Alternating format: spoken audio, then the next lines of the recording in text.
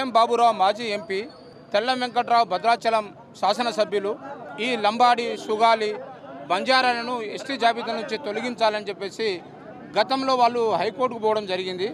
High court ఇది మా పరిధిలో లేదు, హైకోర్టు ఇది మా పరిధిలో లేదని చెప్పడంతో సుప్రీంకోర్టుకు పోయినారు. ఇప్పుడు సుప్రీంకోర్టుకు పోవడం వల్ల సుప్రీంకోర్టు ఏమడిగిందంటే లంబాడీలను, సుగాలీలను, ఈ బంజారాలను ఎస్టీ జాబితాలో చేర్చడానికి గల ప్రధాన కారణాలు ఏ విధంగా చేర్చిందనే విషయాల మీద ఒక రివ్యూ పిటిషన్ ఇవ్వాల్సిందిగా రెండు ప్రభుత్వాలను, కేంద్ర ప్రభుత్వం, రాష్ట్ర ప్రభుత్వాన్ని కోరింది.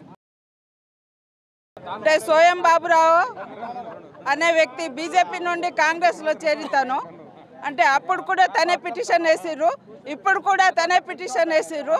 అంటే ఉమ్మడిగా ఉన్న ఎస్టీ వర్గీకరణని తను విచ్ఛిన్నం చేయాలనే ఉద్దేశంతో చేస్తున్నారు.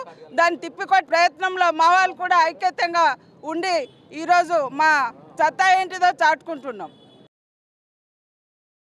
చట్ట వ్యతిరేకులు కొంతమంది కోయగోండుకు చెందిన రాజకీయ నాయకులు వాళ్ళు హైకోర్టులో కేసేసి ఓడిపోయారు. ఈరోజు సుప్రీంకోర్టులో కేసేసి మళ్ళీ ఈ జాతిలో అశాంతి నెలకొల్పడానికి వాళ్ళు లంబాడి జాతి ప్రజల మీద విషం కక్కుతూ ఉన్నారు. దీన్ని నివారించవలసిన బాధ్యత రాష్ట్ర ప్రభుత్వానిదే. కోర్టులో వేసిన కేసుని కొట్టేసే విధంగా ప్రయత్నం చేయవలసిన బాధ్యత రాష్ట్ర ప్రభుత్వానిదే. ముఖ్యంగా ఈ రాష్ట్రంలో కాంగ్రెస్ ప్రభుత్వం ఉంది. లంబాడి జాతిని ఎస్టీ రిజర్వేషన్లో కలిపింది కాంగ్రెస్ పార్టీనే. ఈరోజు అధికారంలో ఉన్నది కూడా కాంగ్రెస్ పార్టీ. ఖచ్చితంగా కాంగ్రెసే బాధ్యత తీసుకోవాలి.